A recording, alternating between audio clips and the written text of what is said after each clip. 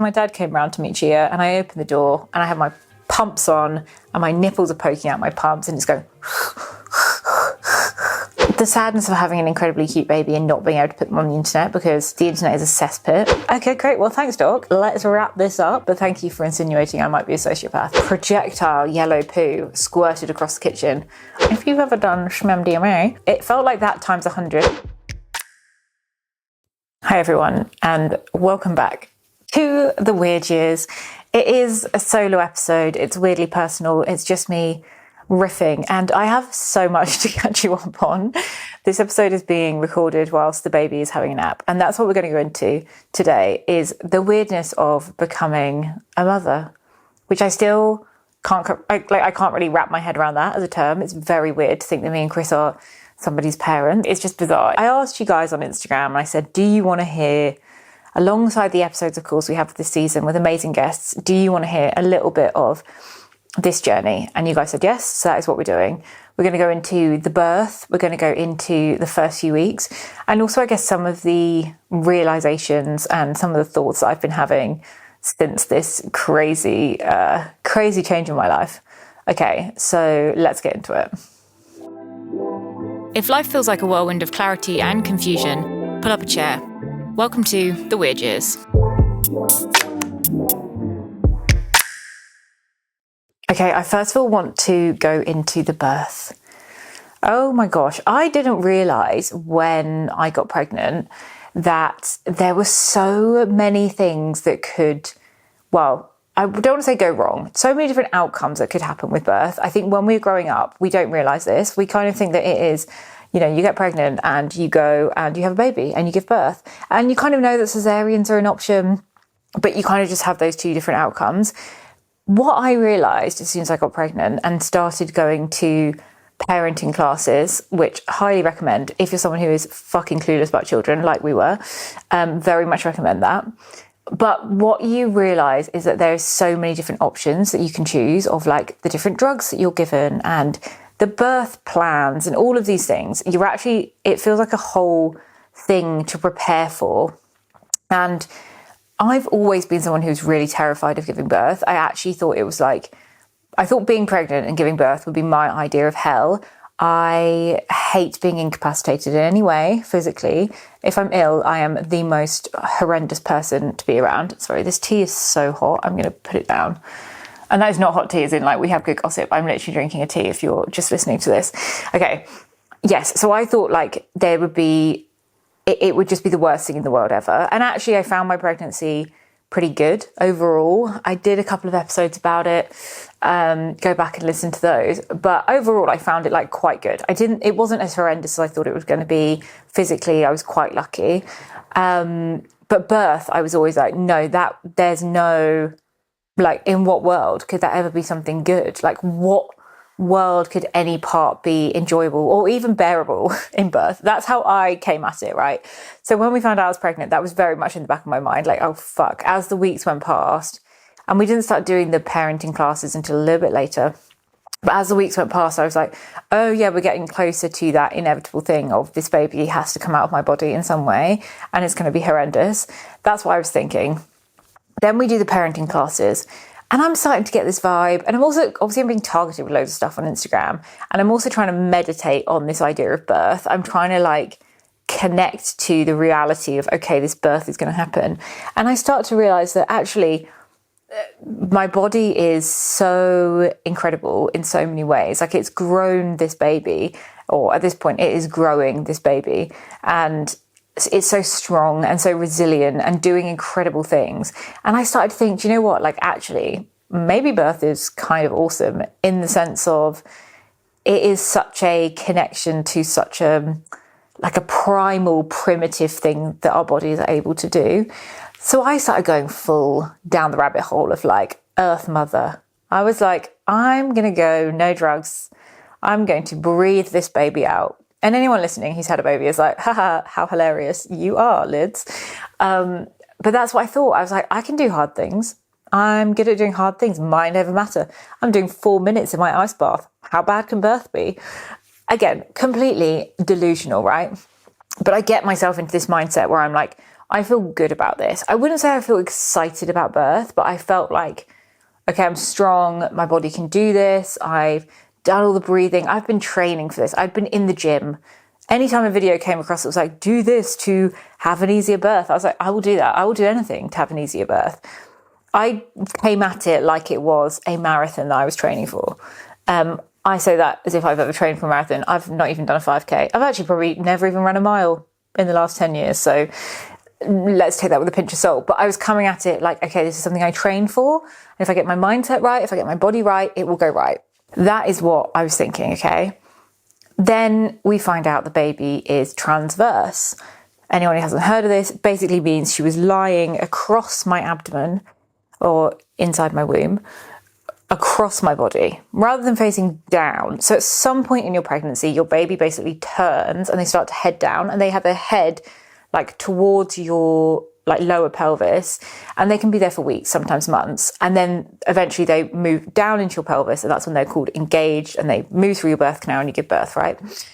That turning, and she wasn't turning. And I'm reading all the data and I'm like, look, statistically, she will turn. Like, that is what babies do. X amount by X date, they turn, blah, blah, blah. So I felt quite confident about this. I was like, my body knows what it's doing. I'm exercising. She'll turn. We get a little bit later on. She still hasn't turned. She's still transverse. And I'm like, okay, maybe I should help her on this journey of turning. So I start doing what they call like spinning babies. It's like, I don't know if it's a company or just an Instagram, I don't know. But it's a method where you're going upside down on the couch. You're doing all these stretches. You're trying to create space in your, oh God, I'm so bad with the terms. I guess in your like pelvic area to allow the baby space to turn, to encourage them to turn.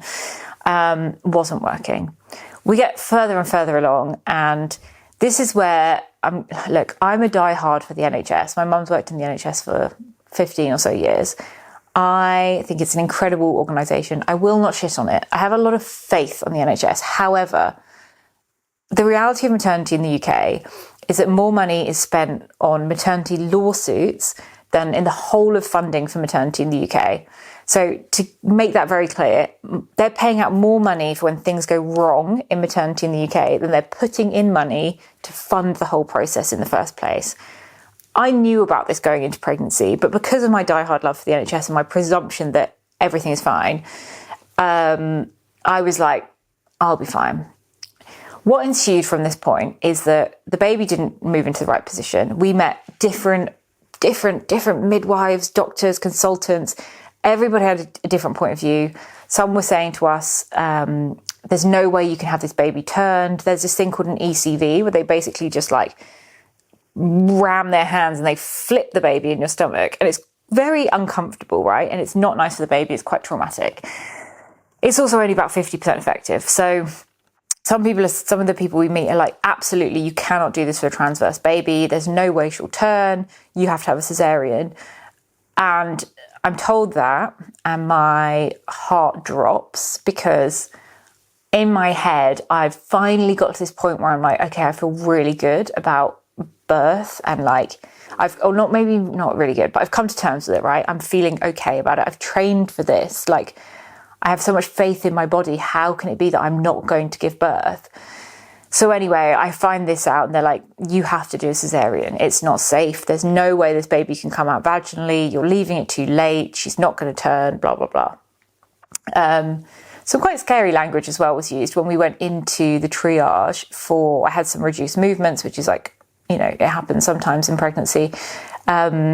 We went into the triage and they were like, it's a life or death situation. If you go into natural labour and your baby is transverse, basically you can get this thing called cord prolapse, where the umbilical cord just falls out your fanny, essentially. That's like a life-threatening situation. So really, really scary. And, in your head, you're like, oh, I don't want to let go of this idea, I guess, that I had for my birth, of this like very spiritual, like connecting to nature, and I don't know, like the ethos of life and this kind of place that I'd got to, and then suddenly being like, okay, no, you have to have a cesarean. It was so rough.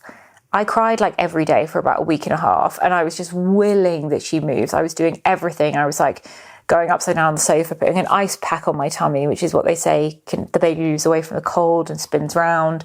I was having extra tests of like, is there enough room for her to move? Yes, there was. She's got enough, what's it called, amniotic fluid. There's no reason why this baby's not moving, as in like not moving down. So yeah, it was really, really rough. Eventually I had to come to terms with this idea of, okay, you have to have a C-section. This is the only safe way to bring her into the world. So I start wrapping my head around that and thinking, okay, well, you know, I was training for birth, I'll train for the C-section. Like what that actually meant in reality was doing a lot less, because we had to be really careful that I didn't go into spontaneous labour because of that whole cord prolapse, you know, safety thing that I mentioned. So I start to wrap my head around that. I'm like, okay.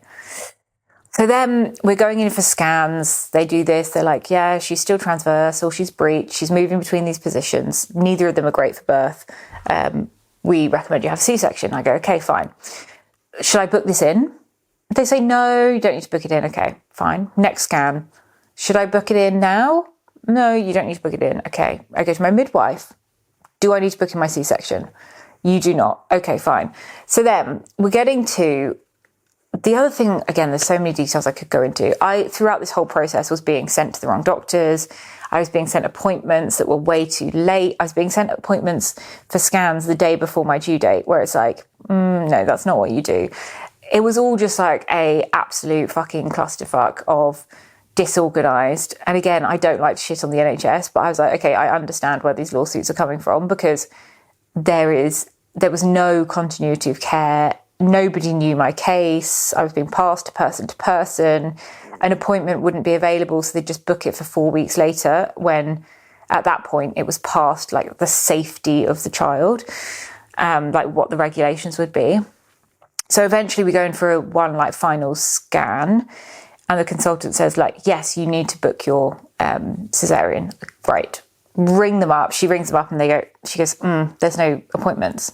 And I'm like, oh, babe, what do you mean? Because we've been asking. And what do you mean there's no appointments for the cesarean? And she says, yeah, the first available date is 3 days past your due date. Okay, bear in mind, transverse baby. They say if you go into spontaneous labour, it is life or death. You rush to the hospital, you have an emergency cesarean. That's what has to happen. And you're telling me you're going to book my cesarean for past my due date. So I'm on like borrowed time. Now, granted, a lot of first pregnancies go past their due date. My mum, when she had all three of us, she was early. My sister-in-law, she was early. It's not uncommon for people to give birth much before their due date either. Even up to like 2-3 weeks before your due date is not unusual. It's still completely viable. 37 weeks onwards is like what they call full gestation. So from 37 to 40 weeks, born anytime in there is completely fine. And they're saying to me that I'm going to be having a cesarean 3 days past my due date. And I'm like, look, I don't feel comfortable with this at all. I do not want an emergency cesarean. I don't fucking want a cesarean at all. I was like, I'm supposed to be breathing out this baby. I'm supposed to be connected to the universe, right? In a dark room with a lovely little fucking mood candle. I don't want to be having a cesarean, let alone an emergency cesarean, something if I go into labour. The consultant's really understanding. She's like, yeah, this is really not an ideal situation. Like, it's not particularly safe. I'm going to put you on a waiting list. So I'm like, okay, get put on a waiting list. Every day I'm ringing up and being like, hey, what's going on with the waiting list? No one knows what's going on. No one even knows there is a waiting list. It's a complete fucking disaster. So anyway, the anxiety of going to bed. I couldn't exercise, first of all, for the weeks because I couldn't risk going into spontaneous labour. So mentally I'm built up. I'm like angsty. I'm like an angry little critter.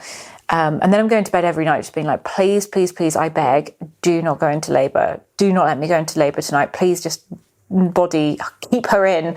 Because I knew that if I did, I'd be rushing into the hospital and having an emergency cesarean, which is not a vibe. I'm ringing every single day. I'm trying to find out what's going on.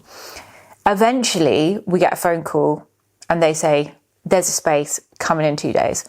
This was a Sunday. No, it wasn't. This was a Monday. And they said, cesareans on Wednesday. So suddenly it's like, fuck, that's really real. Okay, I actually am having that. I'm going to be cut open. This is scary. I've never had surgery before. So the idea of the cesarean is terrifying, but also I'm like, okay, this is amazing because I now know she's going to be here. it was actually 39 weeks plus 5. So again, still quite late. Still like a miracle that I made it to 39 weeks and 5 days without going into spontaneous labour.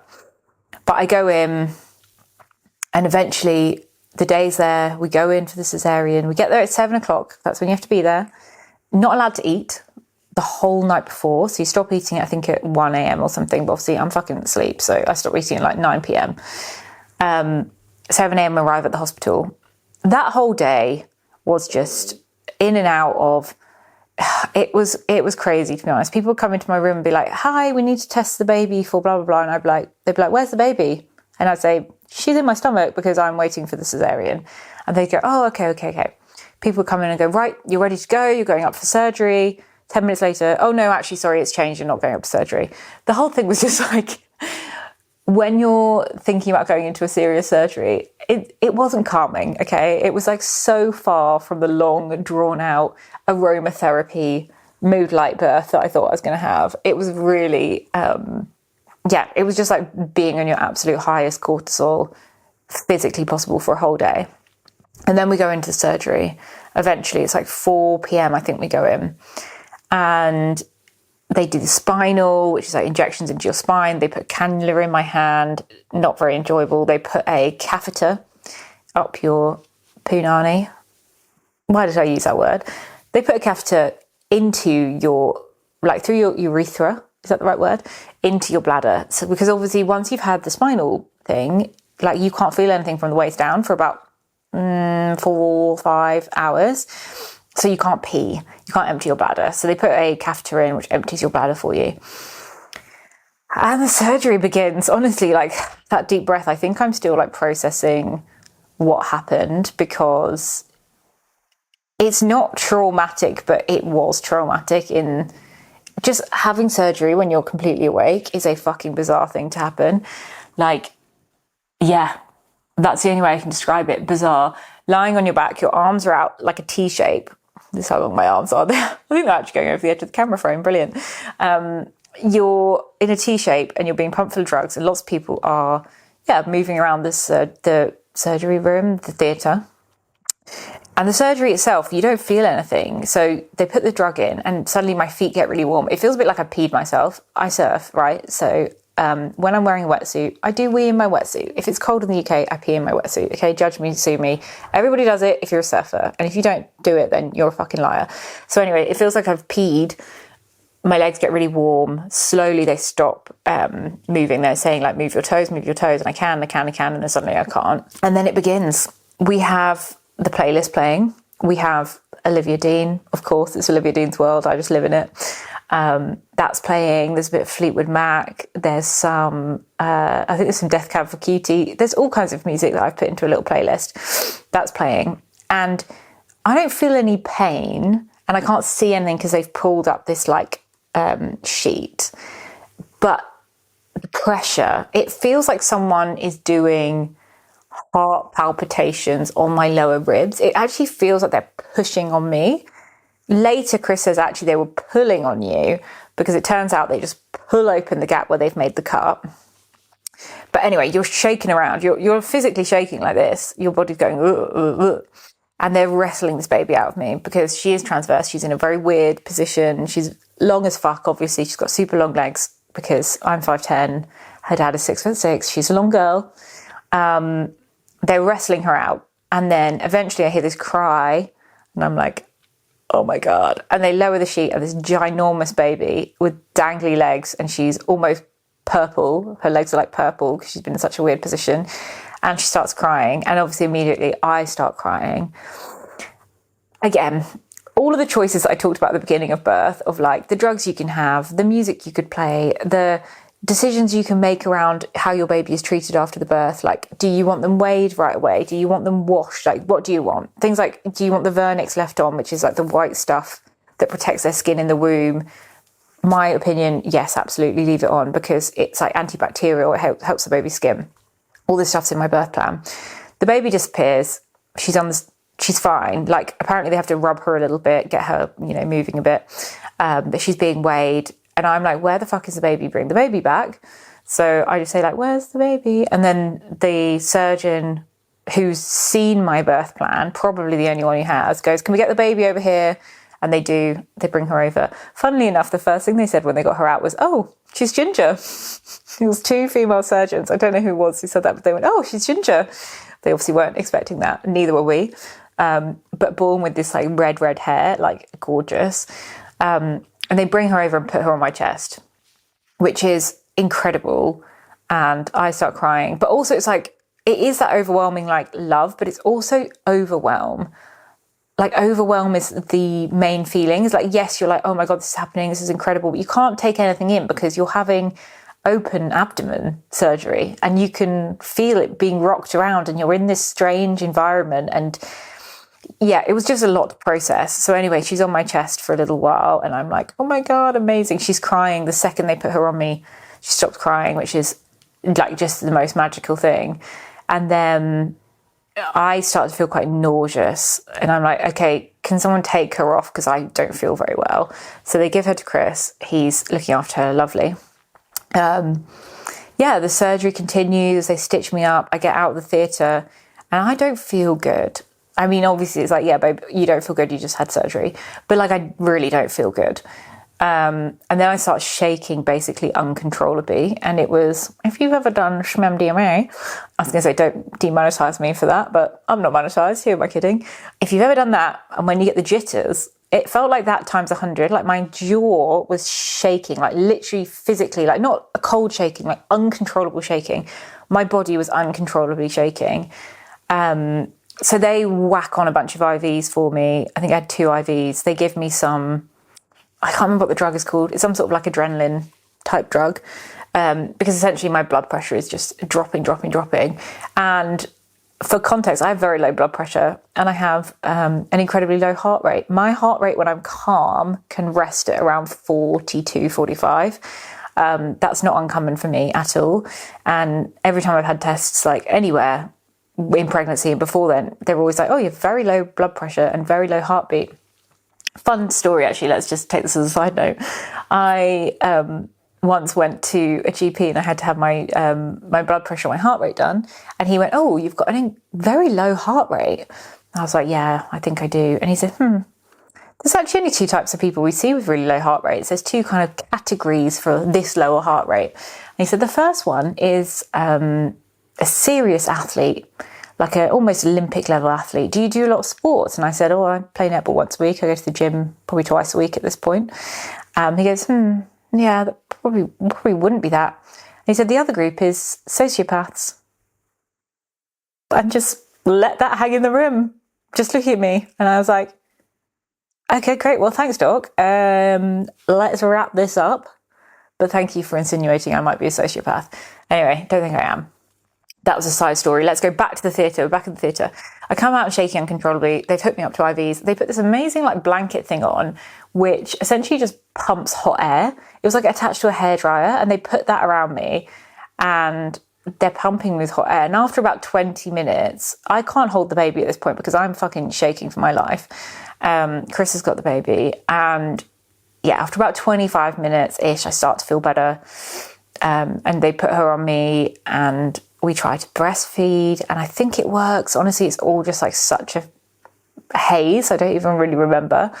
But it's incredible. And she's incredible. And it's just that like the photos afterwards, I look just shell shocked because I'm just like, what the fuck has just happened? So yeah, at this point, I just basically have the overwhelmies. And it's all just sinking in. And then we go downstairs and I'm in the ward. There's 4 people on the ward.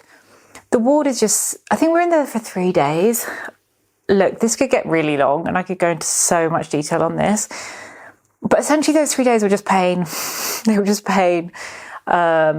Pain of nurses coming in, yanking my boobs, incredibly painful, trying to get me to lactate. Pain of the drugs wearing off and this cesarean. And honestly, I always thought I had quite a high pain threshold. And now I'm like, no, maybe you don't. Because I felt so much. I felt so much of it. Honestly, there was people on the ward who, I think they left after a day. And I was like, how the fuck have you done that? I think I was there for 3 nights. I almost had to crawl to the bathroom. Like, the pain was unbelievable for me. And it's mad because beforehand I'd spoken to a friend and she said like, oh yeah, on day 2 I got really bored and I went for a walk around the park. And I was thinking of that lying in bed, like I can't even breathe. So I'm in so much pain from this fucking laceration. And I don't know if it's because they did say it took a little longer to get her out because she was a bit bigger than they thought and the position and everything. I also presume that because I have incredible abs, all that tugging on the ab muscles did some damage. I don't know. But it was very, very painful. So I'm taking a lot of pain meds. And there's a whole debacle about the pain meds. I'm going to make it very short. But essentially, they gave me some pain medication that some people have a reaction to. And it's about the way your body metabolizes the drug, and it can cause it becomes an opioid in your body. That's how it works. And for some people, the way you metabolize it, it can pass on to your breast milk, and the baby can get basically like an opioid reaction, which makes them super floppy and tired, and they won't feed. So we've gone home at this point, and I've taken some of the drugs, and I've gone home, and we have one night at home, and we're like, this baby is not very alert. Like, is this normal? She's so floppy, like to the point that sometimes we couldn't wake her up to feed. And obviously you're supposed to wake up, and obviously what I learned is that you're supposed to wake up every 2 hours at a minimum with a newborn and feed them. And she would not wake up. So the day after we get back, we're asking our internet midwife, aka ChatGPT, and look, I understand, should you take medical advice from ChatGPT? Maybe you shouldn't, but I found it incredibly useful. I actually think it's great. I think obviously take everything with a pinch of salt, talk to your doctors, but I think it's really great. One of the things they'd said is after a cesarean, something that can impact the baby is the pain medication. What pain medication did you take? And Chris is doing all of this. He's researching all of this. And he comes to me, he's like, I don't want to freak you out, but I think that Gia, our daughter, Gia River Vaughanveg, fantastic name if I do say so myself. I think Gia is having a reaction to your pain meds. And I'm like, really? And he reads me the list of symptoms. It's like lethargic, floppy, doesn't eat, doesn't wake up. And this is on the NHS website. If you have these symptoms, go straight to A&E. So we're like, fuck. We go to A&E. We get admitted. Nobody takes us seriously. We're saying, hey, I'm pretty sure that I'm having a reaction to the dihydrocodeine that's gone through my breast milk. I'm pretty sure the baby's having a reaction. They're going, no, it's so rare. Like, it doesn't happen. We give everyone dihydrocodeine. And I'm like, okay, this is on the NHS website though. It was so gaslighty. Like, it was really difficult. And I'm so sorry. This whole video so far just sounds like misery. We'll get into some of the good stuff soon. But I also think I have a responsibility to be really honest of what this experience was like. It felt super gaslighty. It felt fucking awful. No one's taking us seriously. But anyway, they admit us and they go, yeah, this baby is floppy. She's a little bit yellow as well. The girls had already been like, oh my God, baby has a fantastic tan. And I was like, she is really tan. Like, what the hell? This is amazing. She actually just had a little bit of jaundice. Not enough that needed like treating or whatever, but she did have a bit of jaundice. Loads of babies have it. So they admit us, and then we go down this route of no one believes what we're saying, of like, pretty sure she's having a reaction to this painkiller. So I just go, look, I'm not going to breastfeed for 24 hours. I'm going to stop taking the pain meds. I'll just take paracetamol, ibuprofen. Ugh, did it work? Absolutely not. Still in shitloads of pain at this point. But I'm like, I can't breastfeed my baby with breast milk that I think is basically contaminated with this drug. They all think we're nuts. They think we're being like hypochondriac. They say, look, what we always do for floppy babies, that's not the medical term, but is we put them on antibiotics. And I'm in my head going, oh, I fucking hate antibiotics. I hate taking them myself unless I really, really, really need to. I really don't want my baby to have them. But they say, look, it's very unlikely, but she could have sepsis. And I'm like, does she have a fever? They say no. Does she have this? Does she have any symptoms? Basically no. But they say, but we do recommend you do this. Now, when a doctor says to you, we recommend you do this, because the outcome, if she does have sepsis, is like babies go downhill very, very quickly and they can die. what do? You know, we sat on it for a few hours and my gut's telling me this is not what's wrong. Don't do this. But all the doctors are saying you should do this. Worst case scenario, she's had some antibiotics. It's not ideal, but there's not really any downsides, which is also not technically true because it is bad for their gut microbiome. But in the end, we agreed to do it and we stopped the breastfeeding. So we're doing some bottles at this point, and this gets us on to doing mixed formula bottles, boob later on, which actually turned out to be really good. But I'm just feeling like shit in this hospital, and I'm super stressed, and every night, and I can't sleep. At this point, we've got a private room, which is great. We get the private room, and I hear some commotion outside, and I'm like, what is going on? And there seems to be a woman who's quite distressed in the room upstairs, and we're like, okay. It turns out, like, it comes to light over the next few days that this woman is schizophrenic. She was schizophrenic before her baby was born, and essentially she went into postpartum psychosis. Postpartum psychosis, if you've heard about it, it's horrendous. It's reasonably uncommon. It's much less common than postpartum depression, but it does happen. It happens much more often in a population who have a schizoaffective disorder, something like schizophrenia. It also is more common in people who've had childhood sexual assault, interestingly. She had that. She was in full psychosis. So I'm waking up in the middle of the night. I'm on my own. I can't really move. I'm like, every time I try and pick up the baby, it's absolute agony. But I'm on my own. So what am I doing, you know? I mean, Chris was absolutely fantastic during the day, but by like 11 o'clock, 2 o'clock, he would go home because he needed to sleep, and there was no bed for him. So he was in like this tiny little chair. The man is 6'6". So yeah, Chris is going home overnight so that at least one of us can sleep. And then I would sleep in the day the next day. And he would do everything with Gia. He was incredible. I'm going to come on to this later, but he was just amazing. But I'm waking up in the night to this woman with schizophrenia who's in a psychotic episode, who it turns out later I find that I hear some information from one of the lactation nurses that she's been sectioned. They've had to sedate her a few times. She's attacked some of the nurses. They have security outside her room. She's attacked them. She's having a really hard time. I'm waking up in the night with her screaming, they've taken my baby, they've taken my baby. They hadn't taken her baby, but at one point I went outside of my room to go get some tea, and she had her baby. She was holding the baby, and she was asking the nurse, like, oh, but there was 2 babies. Why is there only 1 baby now? There was 2 babies before. The nurses explained to her, no, there was only ever 1 baby. Honestly, it's fucking horrendous. Like, I think it's a real misjudge of the hospital to have this woman. I presume they had nowhere to take her. I presume they had no mental health specialists that could handle a newborn baby, because obviously she needs to be with the baby.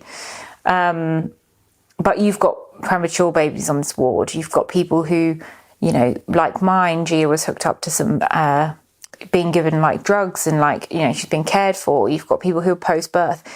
Having that happen was just so stressful, and hearing this woman in so much mental pain, it was just heartbreaking as a new mum, hearing someone screaming that someone's taken her baby, or like at one point she believed that the security guard was trying to sexually assault her.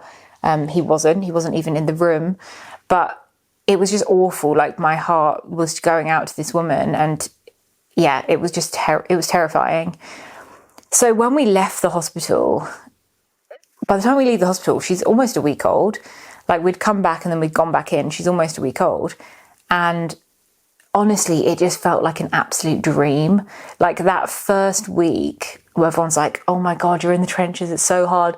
It felt like a dream, because it was like, I am no longer seeing my child being injected with antibiotics. She had this little cannula in the back of her hand, her tiny little hand, and they couldn't find the veins, so they did it 4 times. Like, it was just awful. She had this big thing on her arm because she had the cannula in where they were putting drugs into it.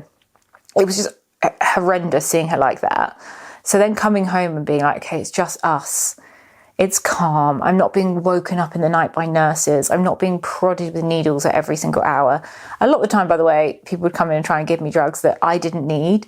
They'd come in and be like, here's your blood thinner injection. And I'd be like, hi, I'm at category 1 risk. I don't need blood thinner. And they'd go, oh, it's on your list. And I say, look at the notes. I don't need it. Please don't inject me. Thank you. It was just so stressful. So coming home, even though we didn't sleep, it felt like heavenly, because it was like so safe and calm. And we knew that, which again, this is so sad, and I don't like to shit on the NHS, but you shouldn't feel safer in your own home when your child's unwell than you should in a hospital. You should feel safe in a hospital and you should feel cared for. But because it was every time a different doctor, every time a different nurse, every time a different midwife, there was no feeling that anyone knew what she needed or what she was going through, that actually, I felt so much better when I came home and it was just us. And that was the birth story. Sorry, this is so long. I was like, the birth story is going to be a tiny little part.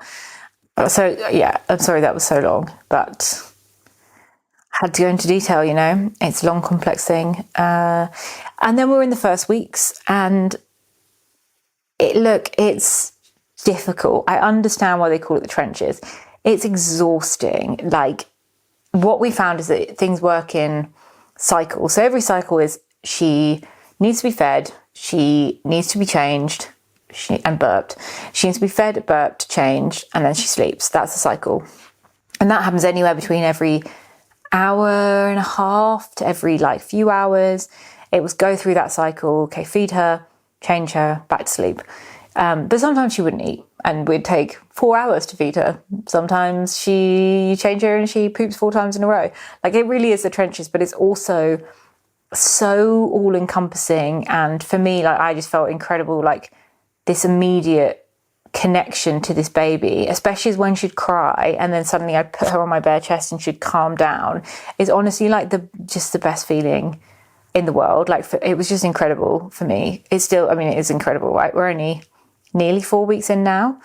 And also, I think weirdly, because the hospital was so chaotic, we saw how people handled the babies, and not roughly, but we were like, okay, they're actually way less fragile than we thought. So in some ways, being in the hospital was helpful, because we got a kind of crash course in real parenting and feeding, and, having people to ask those questions to was really helpful. So I think when we came home, it felt very normal and safe and just secure.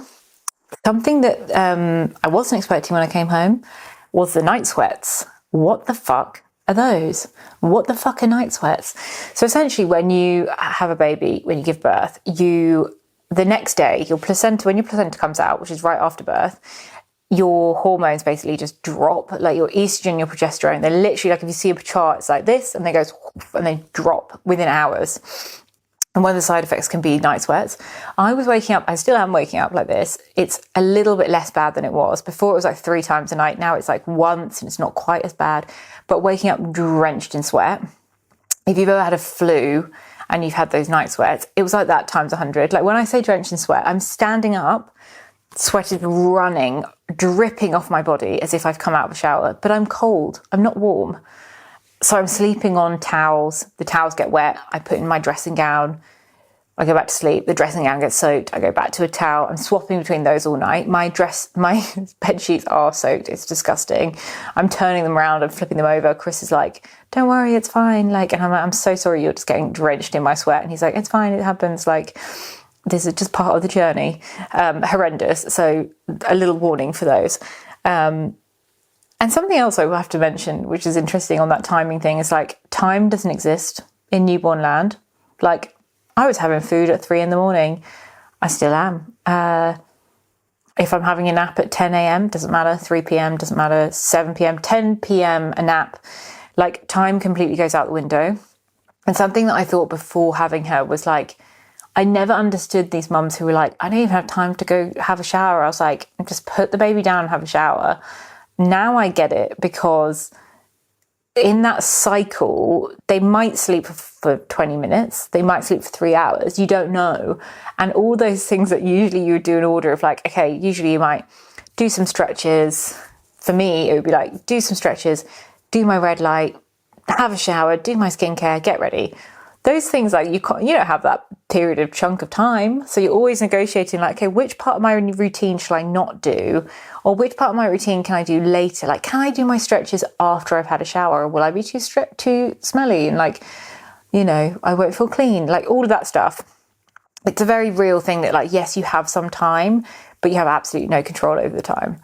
So that's an adjustment. It's a massive adjustment for me in letting go of control. Like, I am grade A control freak. I know this. Such a learning in just letting go of expectations, letting go of control, the whole way through, like, birth. I mean, yeah, the pregnancy, the birth, all of that is just a lesson in, like, you have to almost, what's the word? Not sacrifice. You have to just give in. You have to just give in and go with the flow. The other thing I want to, I guess, mention is, like, it's also, like, there's so much processing to be done. It's really strange. Like, I've struggled to connect to the language of birth. I don't know if anyone who's had a C-section who's listening feels this way. I don't feel like I can say I gave birth 3 weeks ago, because I don't feel like I gave birth. I feel like a baby was removed from my body.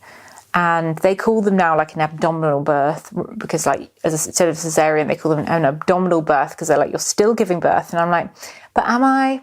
Did I? Do you know what I mean? Like, it's not a shame thing of, like, when people say, oh, yeah, she came out the sunroof, too posh to push, the easy way out. I'm like, no, like, sorry, anyone who's had a cesarean, it's not a fucking easy way out. There's nothing, out the sunroof of a body that does not have a sunroof. The sunroof is 7 layers of muscle and tissue and abdomen. There's no sunroof, okay? They cut the sunroof open. So it was nothing to do with, it's nothing to do with shame or, like, feeling like, oh, I didn't have a real birth. I don't feel like that at all. Like, honestly, I couldn't give a shit about that stuff. But, or, like, the perceptions of that stuff. It's just, like, grammatically, is that the right word? It annoys me, or it feels uncomfortable, because I'm like, I didn't give birth. That wasn't the process. I think of birth as, birth as we know it. I had a cesarean. So it's weird. I have this weird thing of, like, if I'm speaking to people I don't really know, I'll say, like, oh, I have a newborn, rather than, like, oh, I just gave birth. I don't know. That's a whole little side tangent. There's so many things to process. And actually, I think I haven't processed any part of the birth yet. Like, even though the surgery was pretty straightforward and fine, I still, there's still a lot of feelings. It was still fucking terrifying, and you're still awake while you're having surgery. It's still a lot to process. So I'll keep you guys updated on that journey as well. And also just so many dynamics in your life change. Like, it's interesting. People often say that a new baby is the most challenging part for your relationship. Honestly, like, I've never felt even more in love with Chris than I do now, because he steps up repeatedly every single time and does not miss. Like, it's unbelievable the way that this man he's changing now. Like, look, and the bar is, like, in conversation, the bar is low, but he is 100% there. At the beginning, he was doing all the night shifts on his own, because I was recovering and I was so sore that I couldn't lift Gia. Like, I couldn't get her out of her cot. So he was basically doing the night shifts on his own. He was, and letting me sleep for, like, 5 hours, like, unheard of, just how incredible this man has been. He just steps up. And I would say that something that's really interesting is, it's not, like, it is about love that makes the dynamic work, but it's also I was trying to be like, what is it that makes this dynamic really work between us with the newborn? And the more I thought about it, it was like proactiveness. It was that we are both proactive people. So when we see the bottle washer needs emptying, or we see her clothes are covered in shit because she's done a punado and they need soaking, or whatever it is, not having to ask each other, that's what's made this newborn trenches, like, not just bearable, but enjoyable in many ways. Is like, I don't have to ask him and he doesn't have to ask me. There's this inherent helpfulness. Even things like, I'm making breakfast at a stupid hour, automatically it's just like, hey, I'm making you breakfast, I'm doing this. There's no, like, asking for care. And I think that's what, if you're thinking about having a baby, getting to the point of proactiveness is really important. If you have a partner right now that you have to beg to do their own laundry or to put the washing on, like, that's, to me, probably a little bit of signal it's going to be tough. If you have someone who's very proactive in how they care for you and how they love you and how they do things around the house, that's probably quite a good sign. You don't want a man who's like, should I change the baby? Well, has the baby shit herself? Yeah, okay, cool. Well, what's the alternative? Obviously go and change her. Like, you don't want that. You need someone who's like, the baby was pooing, so I changed her. And they don't need to tell you it. It just happens because they're proactive. So that's just something interesting, I guess, that I observed, is that I'm not, you guys know me by this point, I'm an overthinker, I'm a people analyzer, I'm a people watcher. I'm like, what makes some relationships work and some not work? And what makes some dynamics work and not work? Because I had no idea how having a baby was going to impact us. And yeah, it's just really interesting to me that proactive, not love, not care, not how obsessed with that he is with her, proactive is the thing that I'm like, if that wasn't there, that would change everything. And I want to talk about the experience of becoming a mother, because it's weird how nothing changes and yet everything changes at the same time. Like, I don't even know how I feel like nothing's changed, because I guess I don't feel this rock sense of myself yet. Maybe that will come in time, because obviously it's still really early. But yeah, but then everything's changed with like this tiny little human that, God, it's going to make me well up even thinking about her. Like, just obsessed from the very beginning. I had this very physical, I don't know if this is weird, maybe I shouldn't say this on the internet. I had this weird physical thing of like, I wanted to be so close to her, and like I was smelling her breath when she was born. Most people are like, oh, the baby's head smells so nice. I was like, I want to smell her breath. I want to like take in every fume of this child. I think it's like a biological thing of like saliva tells your breast milk to do things. Because like, I want to smell her breath. I want to smell everything about her. I'm just obsessed with her. And yeah, like, she's incredible. She already smiles and like has this characterful little face. She's just amazing. And the female body is fucking amazing. Like, I've always been impressed by breastfeeding, right? It is a hard task. That's the other thing you learn if you choose to go down this route, is like breastfeeding can be really tough. But it's incredible. It's like this weird symbiotic relationship, because the chemicals, like is it chemicals? They're like the hormones in your baby's saliva tell your nipple, they talk to your nipple essentially, and it tells your boob or your body what nutrients the baby needs. So your breast milk is a different formula. It's not like, oh, this is your breast milk. If you tested it at different times of the day, every single day, it's completely different formula. Because your body, the baby's body, tells your nipple what the baby needs, and basically your body finds those nutrients in your body and brings them back to the breast, and then it's in the breast milk.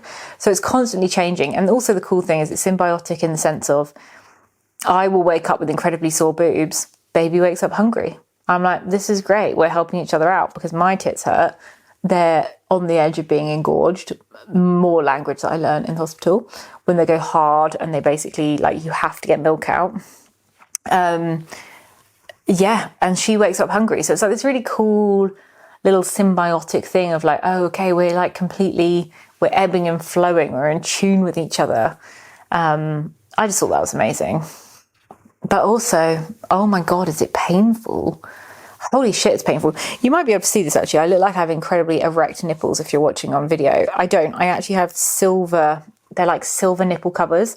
They look like, if you get room service in a hotel, you know, you get those silver like plate covers, and they lift them up and they're like, voila, here's your linguine.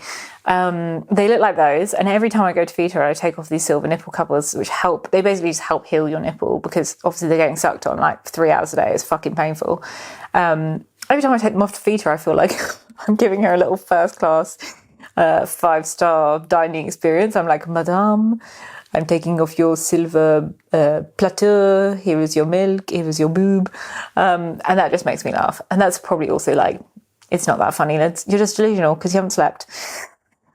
That is that. No, I mean, so far it's exhausting. But even last night I barely slept, but she was doing all these smiles, like when she'd poo-noed it everywhere. She was just smiling at me. And like, she has this little character for face, and I'm like, I would let you do anything. I would let you keep me away for 5 days in a row, and I would not be mad at you. I would let you poo-noodle everywhere. Actually, yesterday she did poo-noodle, in that we were changing her, and she just exploded. She's never happened like this before, but she fully exploded, and projectile yellow poo squirted across the kitchen onto the floor.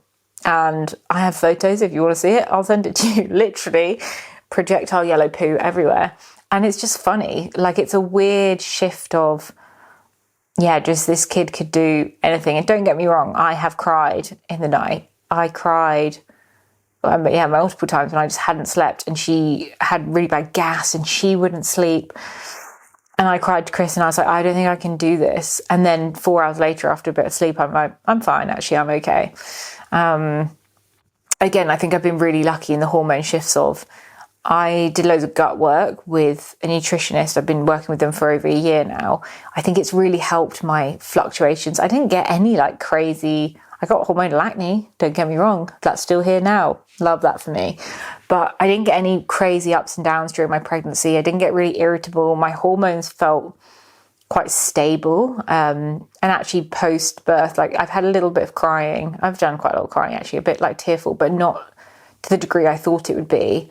And I think a lot of that comes down to gut work. So I think that's also something of, I know that it sounds really toxic, being like, you should train if you want to have a baby. But I think getting your body into the best place for yourself, for your health, is amazing. Like, if you can do any gut work, great. You don't have to work with a nutritionist. I'm aware that's a very privileged thing to do. I started doing it because I had the most horrendous IBS. I have the most horrendous IBS, which actually has got better in pregnancy, crazily enough. But I was working with her because of that. It's Lindsay from Studio Nourish. Anyone who needs a recommendation, I very much recommend her. I was working with her because I had horrendous IBS, to the point that I couldn't be in a car because I'd be like, I'm going to shit myself. Why am I talking about shitting myself again? Oh yes, because we're talking about prepping for birth. Amazing to do gut work, amazing to go to the gym, get your body in the best physical shape that you can be in within reason. Obviously, we all have jobs, we're busy. But I do think it's made a massive impact. And also, I think just being as present as I can be, I'm really aware that it would be easy to wish away these newborn phases when it's so exhausting and it takes so much from you. But I'm so acutely aware. I'm always saying to Chris, like, especially when I'm breastfeeding, because she does these amazing faces, I'm always like, can you get a picture of this? Can you get a video of this? I'm so acutely aware that these tiny expressions that she's doing, or this like moment, is not going to last very long. And I'm so like, oh my God, I just want to capture it. I'm like, I never want to forget that face. I never want to forget this thing, because it does feel like it's going to go so quickly, and she'll never be this small again. And she's just adorable. And also the sadness of having such a freaking adorable baby and not being able to put it on the internet. You'll notice if you follow my personal Instagram, I posted one picture of her and I've blurred her face. Like, you can only see the side of her face, but I've blurred it in Photoshop so you can't actually see any features. The sadness of having an incredibly cute baby and not being able to put them on the internet because the internet is a cesspit. That's also a massive shift that's happened for me, like in the last 2 weeks, is I used to hate when I heard people say this, is people would be like, when you have your own kids, like, you just become like, as a mum, you feel this, as a mum, you feel this. And it used to piss me off because I'd be like, no, I don't have less empathy because I don't have a child. Like, I'm a very empathetic person. I'm very caring. And I used to find it almost like quite insulting. And I think it can be said in a very insulting way of like, well, you just don't understand love because you don't have a baby. Incorrect. Of course you understand love. For me, the thing that changed is the concept of a baby has changed. I don't know how to explain that, apart from that before, when I heard about horrendous things, it would hurt my heart a lot. You know, obviously all this stuff happening in Palestine, all this stuff going on all over the world, the Epstein files coming out, like all this stuff. Anyone who has any empathy in their heart whatsoever hurts for those situations, right? But what's weird is that my concept of a baby has changed. It's not like a theoretical thing anymore. It's like, I look at those videos of what's going on in war-torn areas and in my head it's Gia, and I'm thinking like what I would do in that situation and like how I would feel with her. So it's really weird. I don't know how to explain it. It's like the concept of a baby has changed. Of before, like let's say the Epstein files for whatever reason, like that's obviously been in the news in the last week a lot. And before it was like the idea of someone hurting a baby in that way is horrendous. And I can't imagine why anyone would do that. And then it just feels different now that she's here. It's like that times 1,000. It's like how, I think about a baby as a different concept. I don't know if this makes any sense to anyone. It's just how I feel. It's like it's shifted. It's become more real in every single way. And I'm just really interested to see, I think I've talked about this quite a lot, that as a society, we really downplay and we almost punish women for changing when they've had children. It's this idea of like, you should stay the same, and like, she's bounced back really well and she's just as fun as she was before and she hasn't really changed. And we celebrate that as if that's an amazing thing, that because you weren't changed by motherhood, that somehow you've won. Like you've won because you're still who you were before. And I think it's complete bullshit. I think the idea that you would go through something this epic and intense and not change, like honestly, if you went through motherhood and you didn't change, that would be fucking bizarre. No, like you go through this insane experience and you're not changed as a person in any way. Like what? We really glorify people doing hard things in society. We glorify marathons. We glorify overcoming illness. Like all of these things, which, yes, I understand people can watch this and be like, yeah, people give birth every day, Liz. Like people grow babies every day. Yes, they do. It doesn't make it not an incredibly interesting, complex, crazy thing to do. Like in my head, sometimes I'm just like, I can't fucking believe that we've created a new human being. Like, how does that even work? Like, where does her soul come from? Like, I'm not a religious person, but like, where does her consciousness come from? Like, when did she become, even the thing of like, when did she go from a fetus to a baby? Theoretically, so interesting. When did she become conscious? Like, at what point did she suddenly have experience? Like, was it, because it couldn't have been when she came out, right? Because she was already doing certain things in the womb. I just think it's an incredible, incredible thing. How did I even get onto this? I don't know. I'm just rambling at this point, to be honest.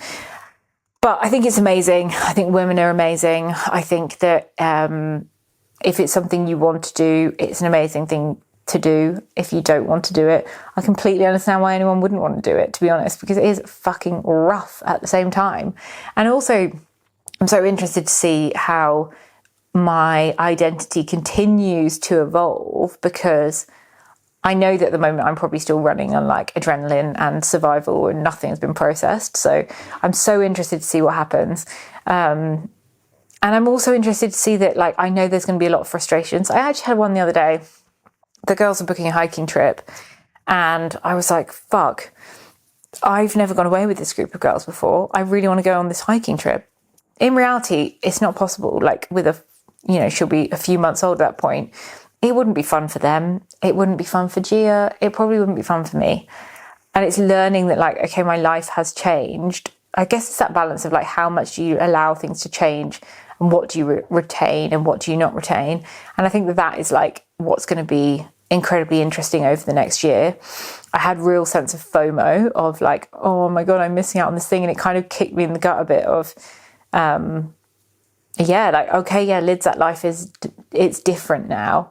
But at the same time, I really believe in, with every struggle that you have, focusing on the things you can do, not the things you can't do. Like I said that in pregnancy I focused on the sports I could do. I could do reformer, incredible. I can move my body. I'm so lucky that I could move my body in that way.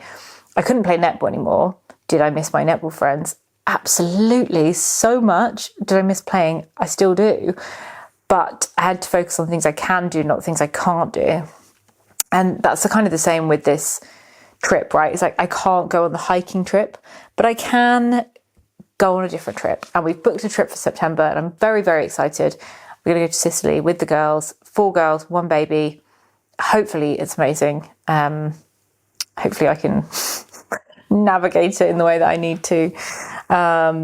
look, I'm just going to look back at my phone. Was there anything else I wanted to tell you guys? I don't think there is, to be honest. Oh, I have a note here that just says, milking in front of my dad. This is so funny. Like, my dad moved out when I was 10.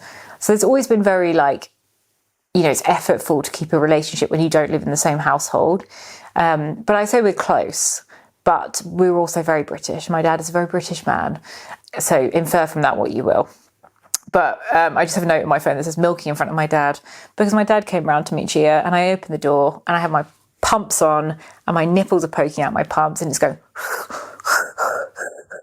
and it's milking me. And I just thought, this is motherhood, showing my dad my milky nipples that are sore and swollen, and that's life. Anyway, I didn't have a point for that. It's just a note I had on my phone. To be honest, that's all I had for you guys. You're like, all you had? You've been yapping for fucking 45 minutes, Lids. People have said, keep me informed of how it's going with motherhood. I will give you another update soon. Let me know what you think. If you hate these episodes, just tell me. I'm not offended. But anyway, we'll talk again soon. I've loved chatting to you. All right, bye.